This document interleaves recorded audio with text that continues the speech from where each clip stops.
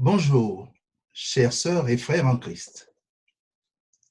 Où que vous soyez, c'est Dieu lui-même qui vous a invité et il vous accueille pour ce culte dominical. Voici ce qu'il dit à chacun de vous. Laisse-moi t'envelopper de mon amour dans tout l'éclat de ma gloire. Assieds-toi calmement dans la lumière de ma présence et reçois ma grâce, ma paix. Offre-moi ton temps et observe avec quelle abondance je te bénis, ainsi que les tiens. Prions. Père, tu es au milieu de nous. Ce temps de culte, tu nous l'offres pour accueillir une parole qui transforme notre existence. Tu nous le donnes pour partager avec des frères et sœurs notre adoration et notre prière. Éveille notre intelligence et notre cœur, qu'il nous ouvre à la bonne nouvelle de ton amour. Amen. Je vous invite à chanter le cantique 45-10. J'ai soif de ta présence.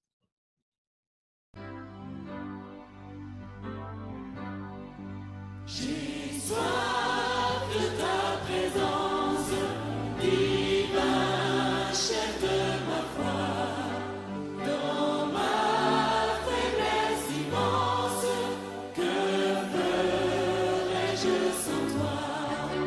Chaque jour, à chaque heure, oh, j'ai besoin de toi.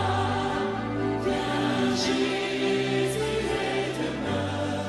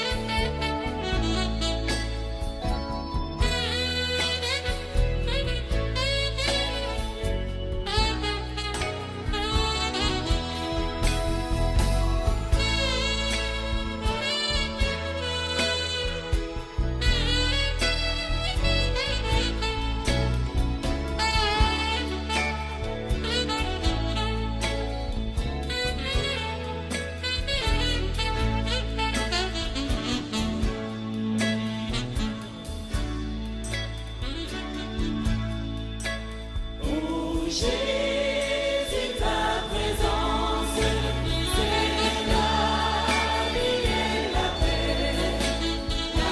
paix dans la souffrance et la vie à jamais. Chaque jour à chaque heure, oh j'ai besoin de toi. Viens Jésus et demeure auprès de moi. Chaque jour à chaque heure, oh j'ai besoin de toi. Viens Jésus et demeure auprès de moi. Unissons-nous dans la louange et l'adoration avec ces paroles de Bernard Sturny. Seigneur, en regardant notre monde et le quotidien de notre vie, que de raisons de pleurer, que d'injustice, que de haine, de souffrance et de peur. Le malheur semble habiter l'humanité, le désespoir envahit nos pensées. Et pourtant, au cœur de tout ce qui déstabilise nos vies, tu viens nous rejoindre. Là où il n'y a que faiblesse et pauvreté, tu viens déposer la force de ta présence, ouvrir l'espace de ton règne, construire des ponts par-dessus les murs de nos impasses. Loué sois-tu d'être cet ami de l'humanité qui veut renverser, transformer, renouveler l'existence pour qu'au creux du malheur puisse poindre l'espérance de ce qui rend heureux. Loué sois-tu. Amen. Et je vous invite à poursuivre ce temps de louange avec le cantique 12-01 « Je louerai l'Éternel », les strophes 1 et 4.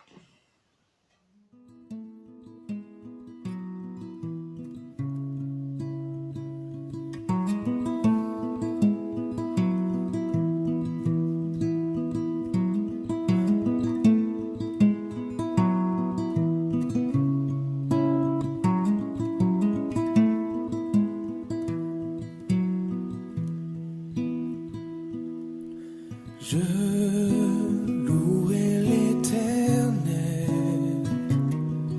de tout mon cœur. Je raconterai toutes ses merveilles. Je chanterai son nom. Je louerai l'Éternel de tout mon cœur.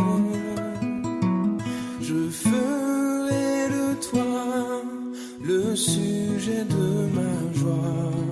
Alléluia.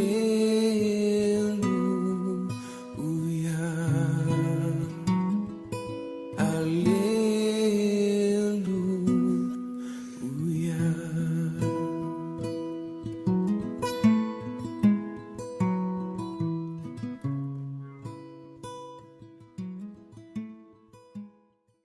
Regardons à présent en nous-mêmes devant Dieu avec la prière d'humilité. Seigneur, nous voulons confesser que parfois nous marchons dans les ténèbres. Aujourd'hui, nous voulons te remettre tout ce qui n'est pas vécu dans ta clarté. Ces coins sombres de notre vie qui n'ont pas été visités par ta lumière, ces écrans que nous mettons en notre passé et ton pardon, en notre présent et ton appel, entre notre avenir et ton espérance.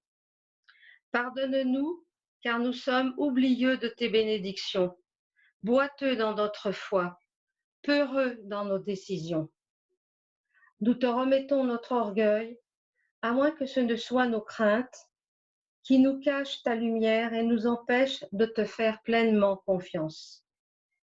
Seigneur, nous nous confions en toi, tu es une lampe sur notre chemin. Amen. Et nous chantons le cantique 43-06, Mon Dieu, mon Père, les strophes 1 et 2.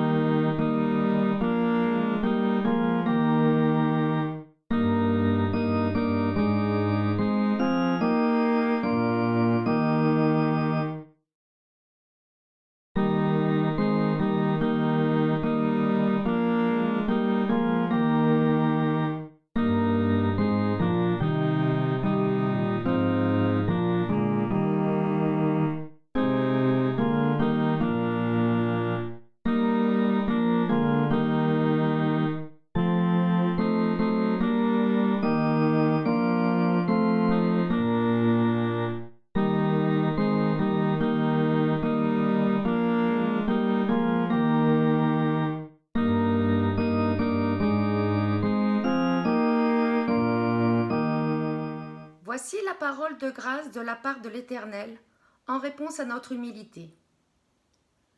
J'ai effacé ta faute, comme la lumière gagne sur la nuit épaisse, et j'ai effacé le mal que tu as fait, comme le vent chasse un nuage. Tu peux revenir à moi sans crainte, car je t'aime dès maintenant et toujours. Sûr du pardon de Dieu, manifesté en Jésus-Christ, marchons avec confiance et assurance par son esprit. Ta foi t'a sauvé. Va en paix. Amen. Et maintenant, chantons notre reconnaissance au Seigneur avec le cantique 44-12, Te ressembler Jésus, la strophe 1.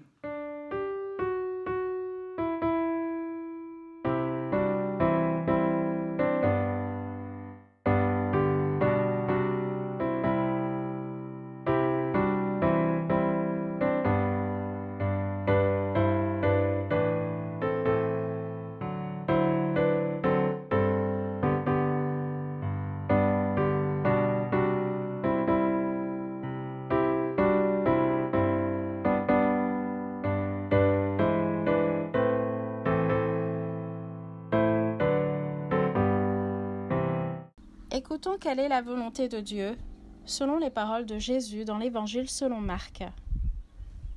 Écoute Israël, le Seigneur notre Dieu est le seul Seigneur. Tu aimeras le Seigneur ton Dieu de tout ton cœur, de toute ton âme, de toute ta force et de toute ta pensée. C'est là le premier et le grand commandement. Et voici le second, qui lui est semblable. Tu aimeras ton prochain comme toi-même. Aucun commandement n'est plus grand que ces deux-là.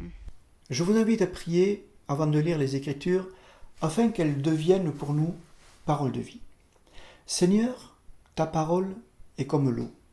Rafraîchis-nous à sa source, plonge-nous dans son courant, entraîne-nous vers sa mer.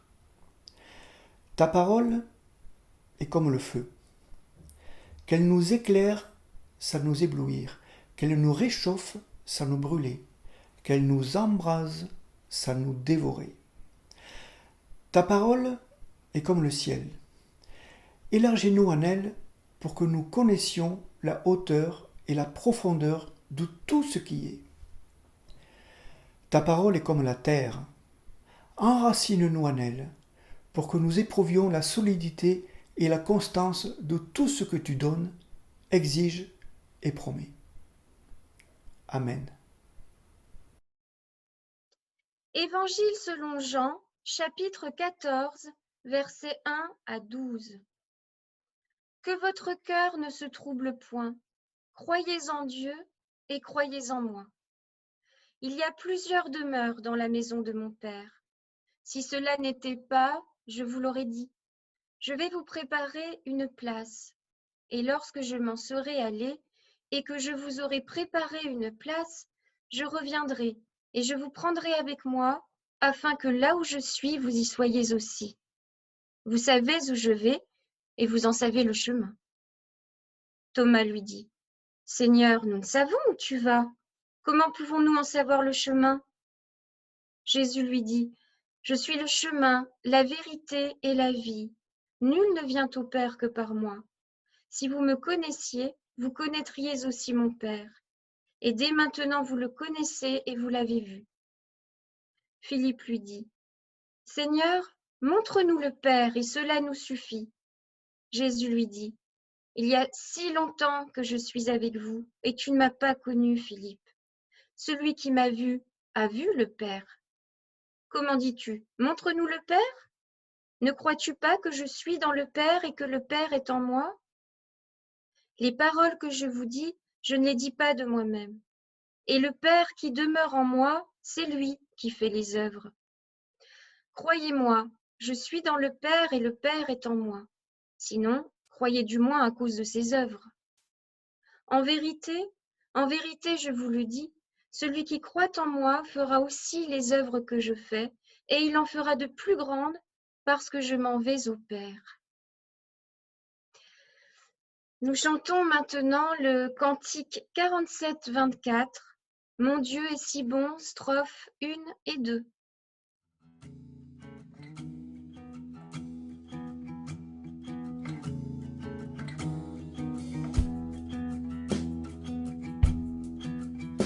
Mon Dieu est si bon, il prend bien soin de moi. Ce Dieu si fidèle, sais-tu qu'il pense à toi? Il voudrait t'aider dans tes difficultés, mais il faut que tu viennes à lui tel que tu es. Dieu sait si bien ce qui te semble lourd, qui te fait mal, te trouble chaque jour. Il connaît tes besoins, ta peur du lendemain. Avec mon Dieu, tu sais tout ira bien. Oh, Il vit à jamais, c'est un Dieu tout-puissant. Il te répondra, viens à lui simplement. Quand tout semble noir, triste et désespéré, sais-tu que là-haut, tu n'es pas oublié? Non. Dieu sait si bien ce qui te semble lourd, qui te fait mal, te trouble chaque jour. Il connaît tes besoins, ta peur du lendemain. Oh, avec mon Dieu, tu sais tout ira bien.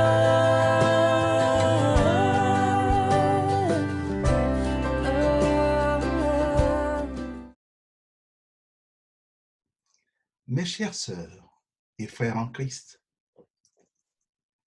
à la première lecture, j'ai trouvé ce texte paradoxal.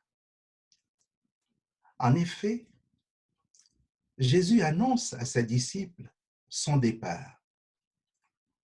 Il s'agit d'un discours d'adieu, un genre littéraire dont nous trouvons beaucoup d'exemples, aussi bien dans l'Ancien que dans le Nouveau Testament. Nous imaginons une ambiance assez lourde. Jésus l'a traduit par la première phrase du texte. Que votre cœur ne se trouble pas. Mais en même temps, l'impression pénible de pesanteur cède la place à une certaine légèreté lorsque Thomas d'abord, puis Philippe, entrent en dialogue avec leur maître. Je vous surprendrai sans doute, mais les questions qu'il pose et l'attitude de Jésus au début de chaque réponse me font penser à une salle de classe. Il semble agacé et je vois à travers lui un enseignant face à des élèves ou des étudiants peu attentifs une grande partie de l'année. À l'approche d'un examen important, il se réveille, pose des questions et demande des explications sur des notions censées acquises et assimilées. Si leurs échanges sont animés, le contenu du discours est plutôt très sérieux. les incompréhensions des disciples amènent le maître à se définir, à se redéfinir. Un discours d'adieu. Un adieu est synonyme de séparation, de fin d'une relation, même lorsque Jésus promet à ses disciples de revenir les chercher. Dans combien de temps reviendra-t-il? Il ne le précise pas. Mais quand la question de Thomas l'amène à définir son identité et son statut, il s'inscrit dans la permanence. C'est moi qui suis le chemin, la vérité et la vie, répond-il au verset 6. Étonnante réponse pour quelqu'un qui s'apprête à mourir. On s'attendrait à l'emploi d'un verbe au passé. Le passé pour dresser le bilan de leur parcours, le parcours d'une vie. C'est ce que fait par exemple l'apôtre Paul. Après 3 années passées avec les anciens d'Éphèse, et ces derniers en pleurs l'embrassaient, affligés surtout de ce qu'il avait dit qu'il ne verrait plus son visage. Acte 20, verset 38. Ce n'est pas du tout ce que fait Jésus. Il n'annonce ni rupture, ni fin. Il se place hors du temps. Je suis le chemin, la vérité et la vie. Vous noterez que dans cette belle formule, le mot vérité est placé au milieu. Il est encadré par chemin et vie. En tant que chemin, Jésus est vérité, une notion qui désigne Dieu chez Jean. Accéder à la vérité et à la vie nécessite le passage par Jésus. Le chemin conduit. Il fait penser à ces nombreuses routes que Jésus a empruntées pour manifester sa présence, porter une parole de réconfort, soulager, guérir et ramener à la vie au nom du Père. C'est ainsi qu'il a fait route avec 2 de ses disciples le jour de sa résurrection pour se rendre à un village nommé Emmaüs. Il lui parle de ce qu'il lui était arrivé sans l'avoir reconnu. Ils arrivent enfin à destination. C'est lorsqu'il prend le pain, prononce la bénédiction, le rompt et le leur donne que leurs yeux s'ouvrent. Ils le reconnaissent enfin, mais il leur échappe. Il disparaît de devant eux. Luc 24, les versets 13 à 35. Si je fais allusion à ce passage sur lequel notre frère Jean-Charles a si bien prêché le 26 avril dernier, c'est parce que j'y vois quelques similitudes avec l'épisode qui nous concerne aujourd'hui. Ainsi, faire route équivaut à la vie des disciples aux côtés de Jésus. C'est ce qu'il rappelle en disant « Il y a si longtemps que je suis avec vous, et tu ne m'as pas connu, Philippe ?» Au cheminement dans l'espace, fait ainsi place le cheminement dans le temps. Tout en côtoyant leur maître, ils étaient comme les pèlerins d'Emmaüs, dans une certaine ignorance de celui qu'ils étaient réellement. J'ai relevé par exemple que les expressions savoir, ne pas savoir, et connaître, ne pas connaître, sont employés 8 fois entre les versets 4 et 9. Ces deux interlocuteurs jouaient-ils à le contredire, à le provoquer? De même que les yeux des deux disciples se sont ouverts sur leur maître au moment où il a rompu le pain, le « je suis » de Jésus me semble être la parole qui fait advenir une nouvelle réalité. La parole qui était au commencement, le Verbe de qui provient toute chose. Il ne s'agit pas d'un but à atteindre, mais du chemin à suivre. C'est celui que Dieu a tracé devant les enfants d'Israël, avec qui il a noué une alliance. J'ai mis devant toi la vie et la mort, la bénédiction et la malédiction. Choisis la vie afin que tu vives, toi et ta descendance, en aimant le Seigneur ton Dieu, en l'écoutant et en t'attachant à lui. C'est lui qui est ta vie.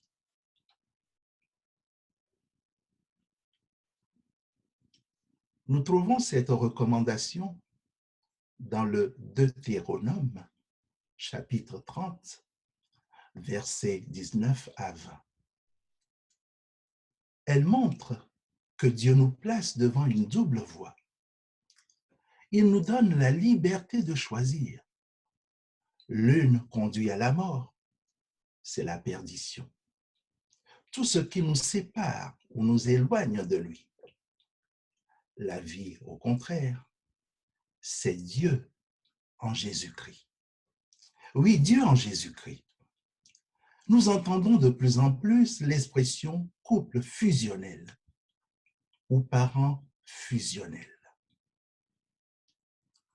Ceux qui les utilisent veulent ainsi désigner une communion parfaite dans le couple ou dans les rapports entre parents et enfants. Elle est tout à fait fusionnelle. La relation sur laquelle Jésus insiste au verset 10 et 11 en disant « Moi, je suis dans le Père et le Père est en moi ». Mais elle dépasse celle des êtres humains que nous sommes. En effet, la réalité qu'elle nous présente est marquée par une grande profondeur. Elle est d'abord fondée sur le nom. Le « je suis » qu'il utilise ne nous renvoie-t-il pas à celui par lequel Yahvé se présentait à Moïse? Je suis celui qui suis. Exode chapitre 3, verset 14.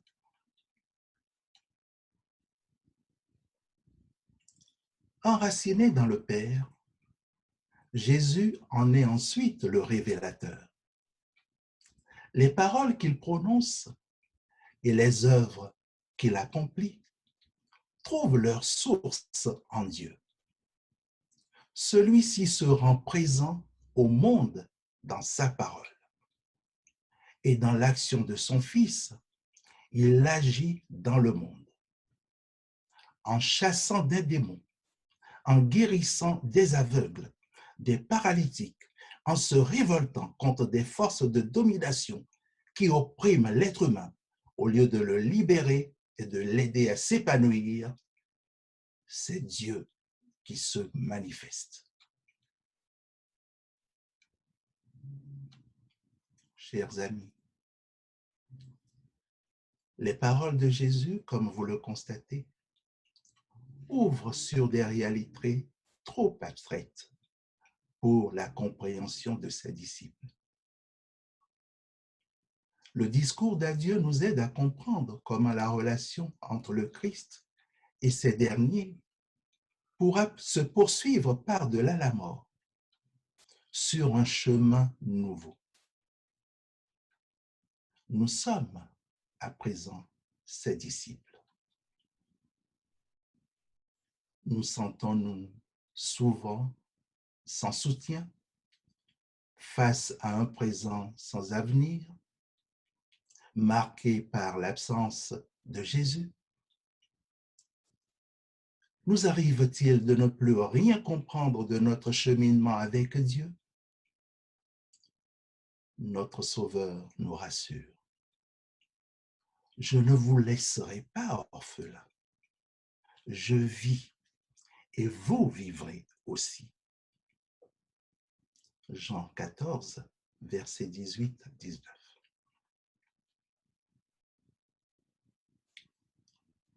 Qu'est-ce que la vérité? Cette question est devenue célèbre. Elle n'est pas de moi. Elle nous vient de Pilate. Les Juifs avaient conduit Jésus devant lui pour qu'il soit jugé. Il l'interroge sur les motifs de son arrestation.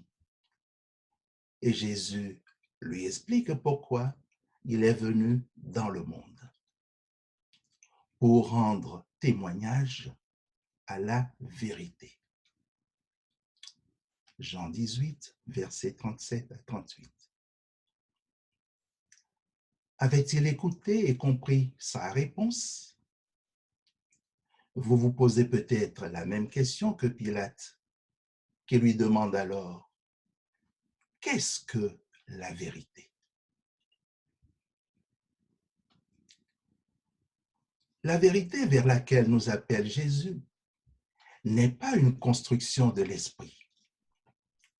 C'est en marchant que nous éprouvons la réalité de la route. Il arrive que la voie soit droite devant nous. Mais il arrive aussi que nous soyons bloqués par l'inattendu du terrain. C'est-à-dire des situations qui, comme maintenant, dépassent notre compréhension des choses. Nous perdons nos repères habituels. Nous avions peut-être une vie trépidante. On courait du matin au soir. On pensait donner du sens à sa vie en se projetant avec autorité dans le futur. Et nous croyions être les maîtres du temps. Mais regardons notre rythme de vie depuis plusieurs semaines. La vérité se redécouvre alors autrement. Elle se construit différemment. Notre vie s'approfondit et s'enrichit. Chers frères et sœurs, notre Sauveur est vivant et il nous aime. Lorsque notre vie est bousculée, comment recevoir un tel message, sinon dans la foi? Comment voir le Père? Comment le connaître, sinon dans la foi? Croyez en Dieu et croyez en moi, nous dit Jésus au verset 1 de notre évangile. La connaissance de Dieu par la foi passe par une rencontre personnelle avec Christ. Non seulement en la sollicitant humblement, mais encore en l'approfondissant par les Écritures, la prière et la méditation.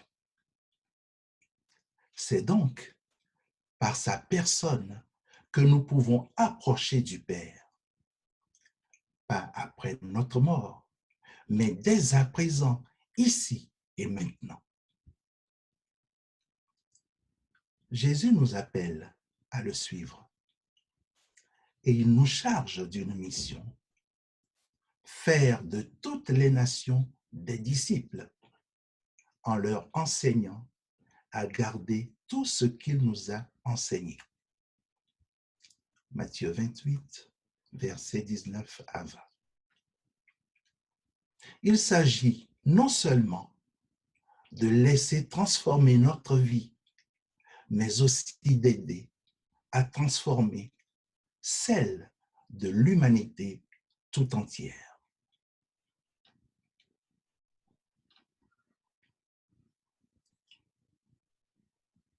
Je suis le chemin, la vérité et la vie. À travers cette parole, Jésus se donne. Il s'offre à toi, à moi, à nous. Accueillons-le comme un cadeau. Ouvrons-lui notre cœur pour le recevoir. Le recevoir revient à m'approprier pleinement chaque mot de sa pensée pour dire à mon tour, oui Seigneur, tu es le chemin pour moi. Tu es la vérité pour moi. Et tu es la vie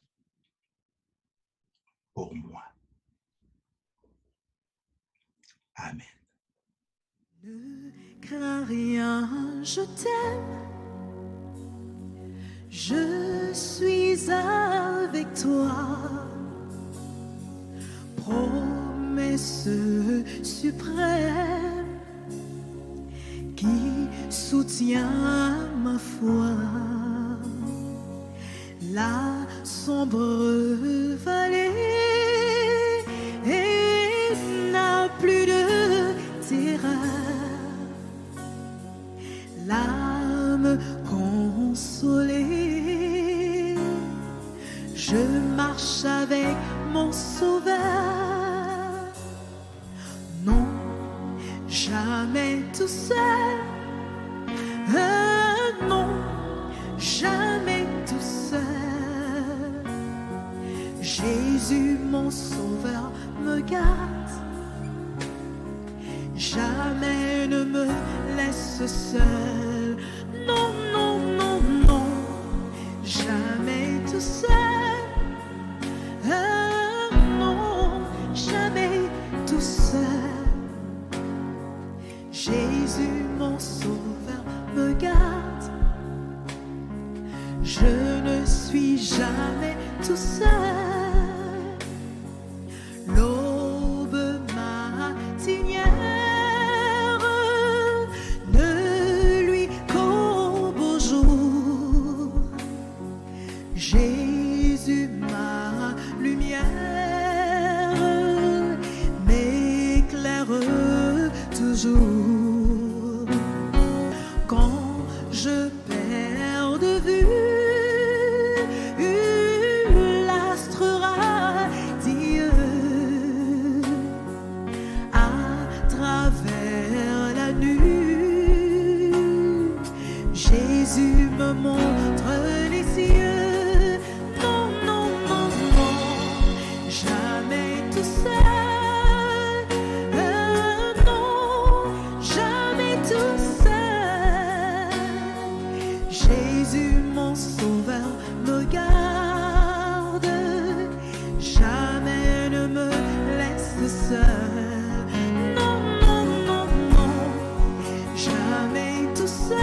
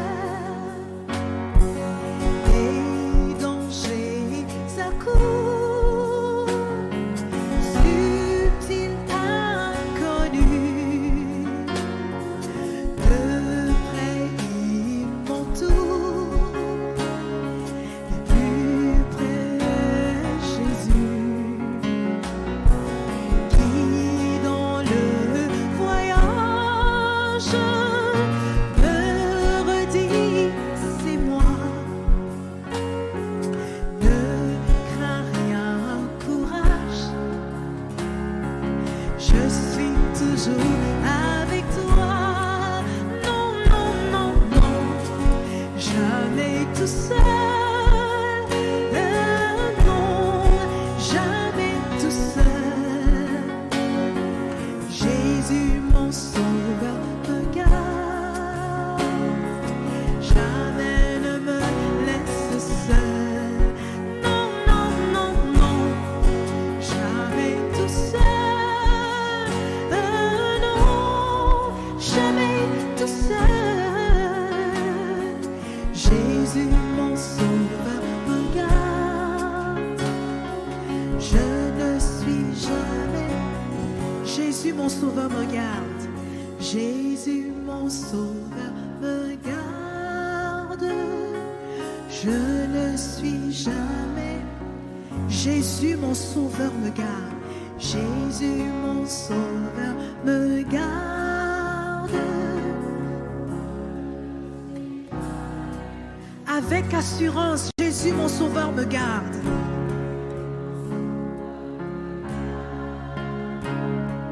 Je ne suis jamais tout seul. Non, jamais tout seul. Non, jamais tout seul.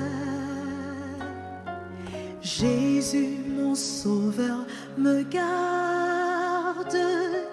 Jamais ne me laisse seul.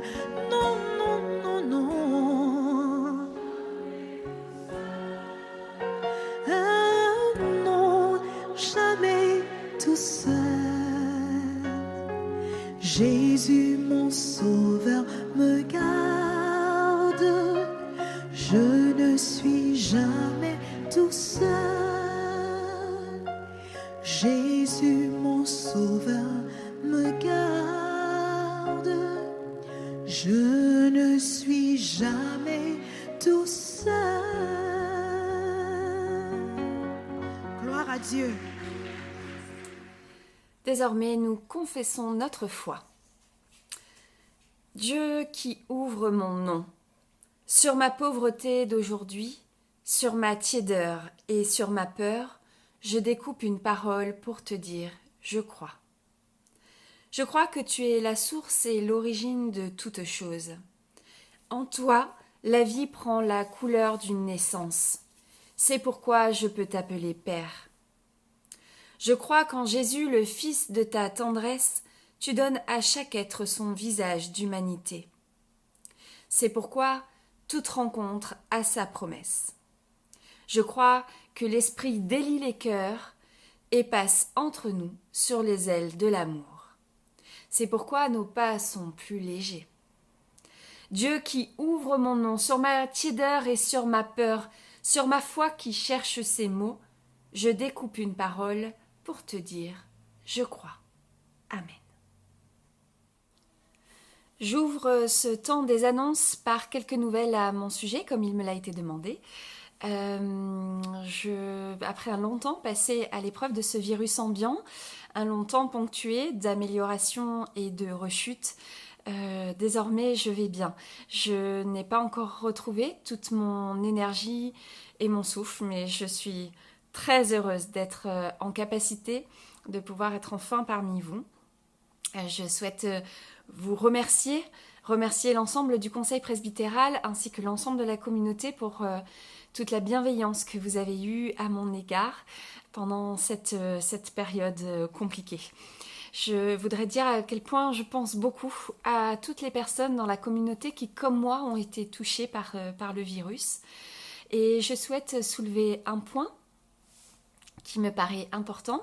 Nous vivons un élan national, collectif de reconnaissance envers plusieurs corps de métier, grâce à qui nous vivons ce temps de confinement dans un contexte assez privilégié. Je pense bien sûr à tous les moyens modernes et technologiques, mais aussi à tous les corps de métier dans le domaine de la santé, de l'agroalimentaire, de l'éducation, de la sécurité, et il y en a d'autres. Il me paraît important de souligner qu'il y a peut-être certainement quelques oubliés. Je pense à tous les bénévoles, à tous nos bénévoles qui œuvrent dans les associations, dans nos églises. Je pense particulièrement au CCAF et à tous celles et ceux qui, par leur engagement, ont permis que notre vie d'église continue de façon autre et nouvelle. Je voudrais souligner, relever, applaudir leur engagement, leur créativité aussi. Je voudrais leur dire merci et bravo, et je vous invite avec moi à les applaudir.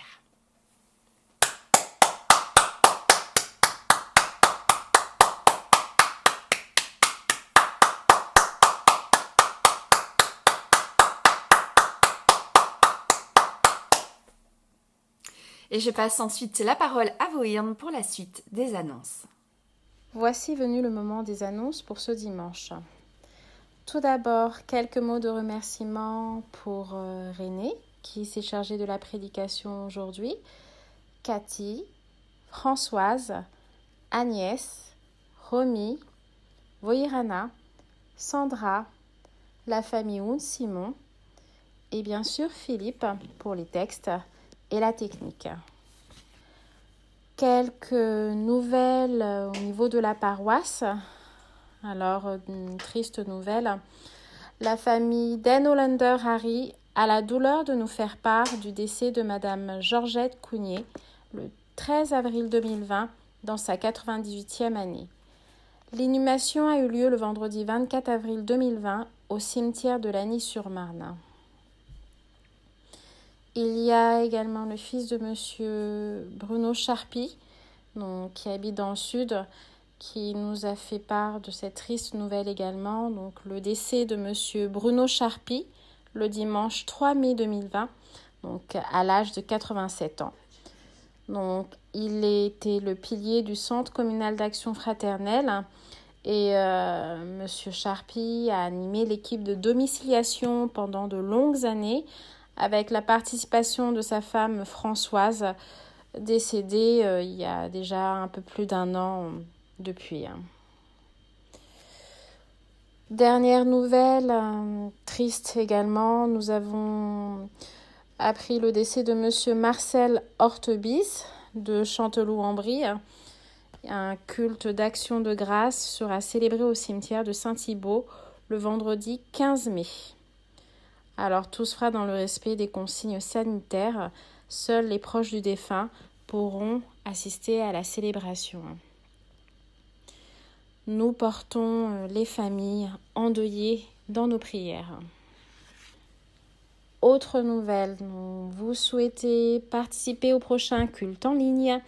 Alors si vous souhaitez lire un texte, une prière ou bien faire un accompagnement musical, merci de nous contacter sur la page Facebook de la paroisse, Lagny-Chelmin-la-Vallée, ou par courriel. Vous avez la possibilité de contacter Cathy également.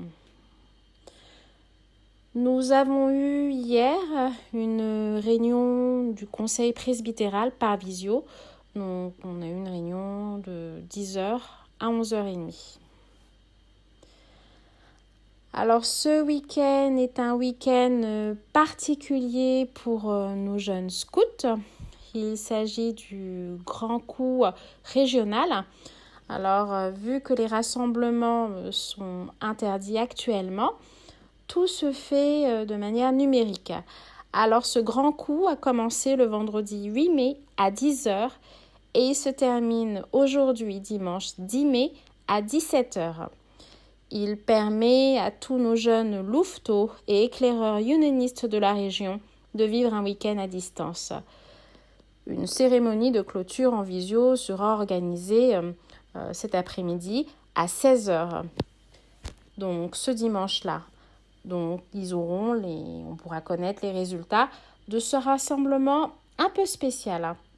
Donc il s'agit d'une compétition entre les 6 groupes de la région. Le lien a d'ailleurs été communiqué par mail à tous les louveteaux et éclaireurs. Alors, bien que nous soyons fermés, nous gardons le contact par le biais de notre site internet epuf-lcmlv.fr, sur notre page Facebook que vous avez la possibilité de consulter régulièrement, notre chaîne YouTube que je ne vous présente plus, et le groupe WhatsApp local de l'Anichen-Marne-la-Vallée.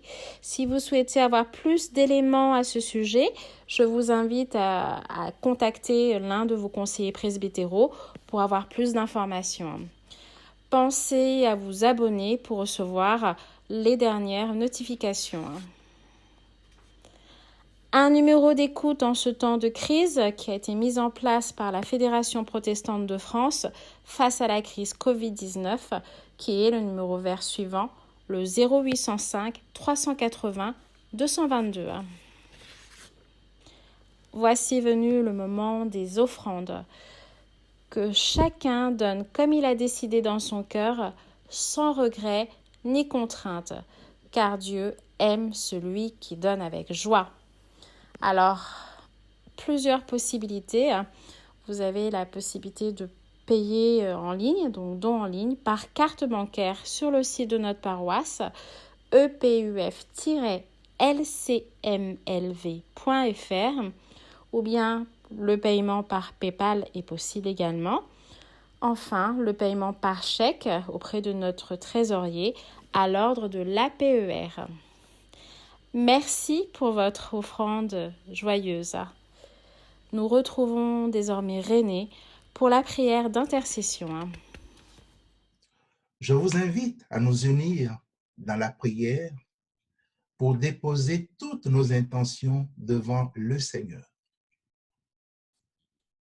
Donne ton pain, Seigneur, à ceux qui ont faim, et donne faim de toi à ceux qui ont du pain.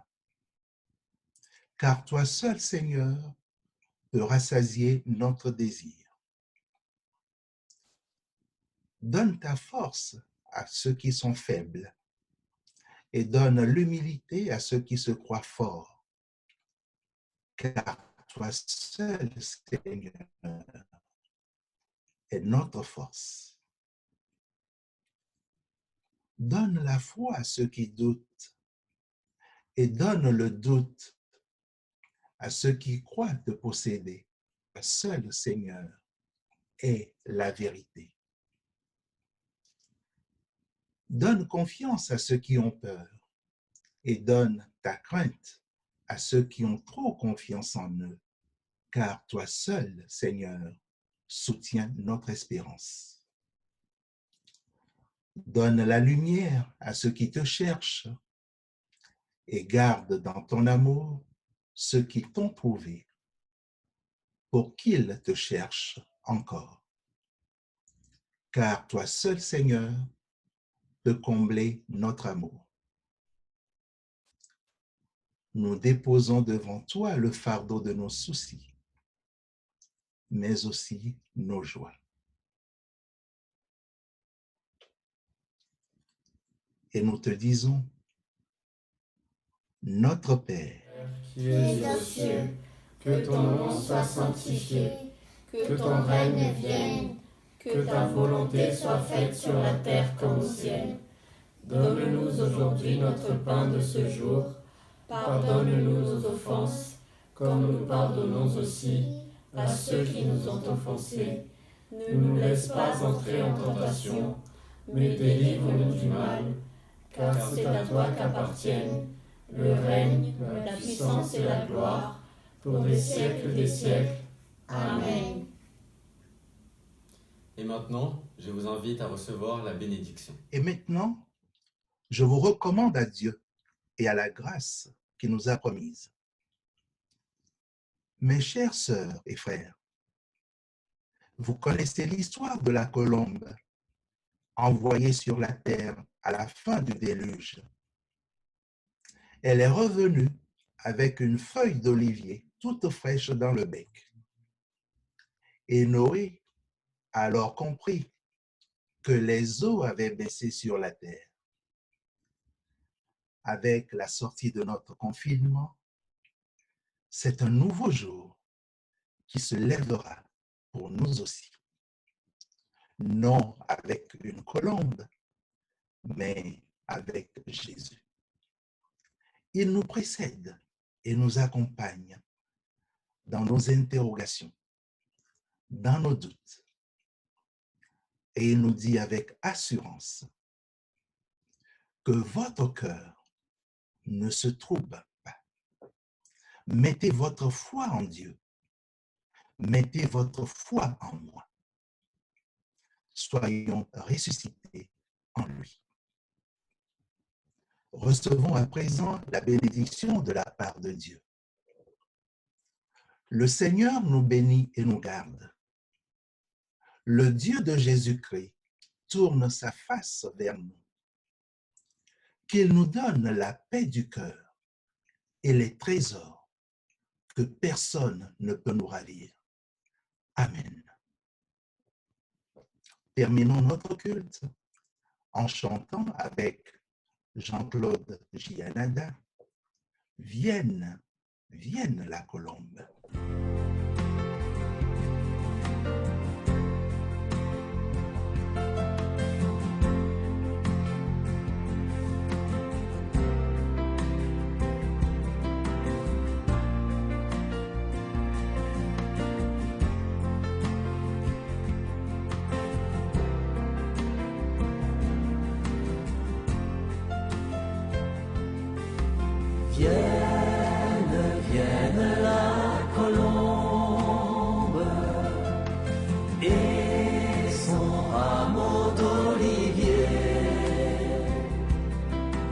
Dans nos cœurs et dans ce monde où la paix reste à gagner,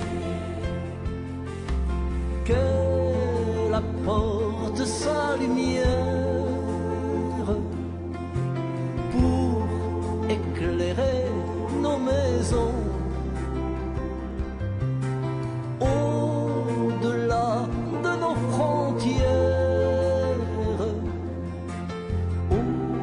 au-delà des horizons,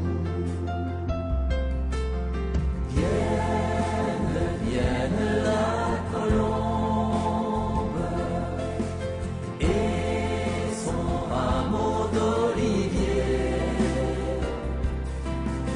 dans nos cœurs et dans ce monde.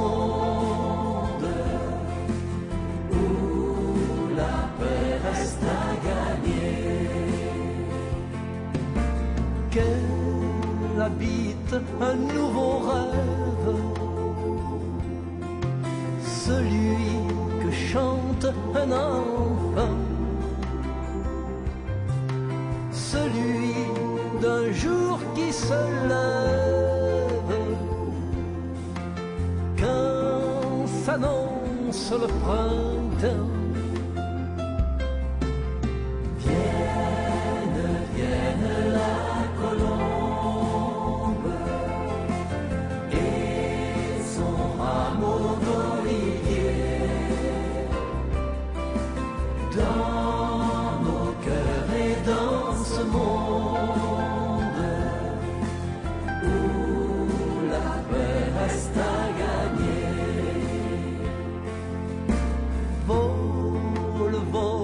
Chante et danse dans un ciel de liberté,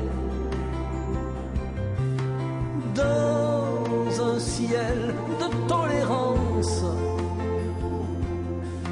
Le plus beau chant, c'est d'aimer.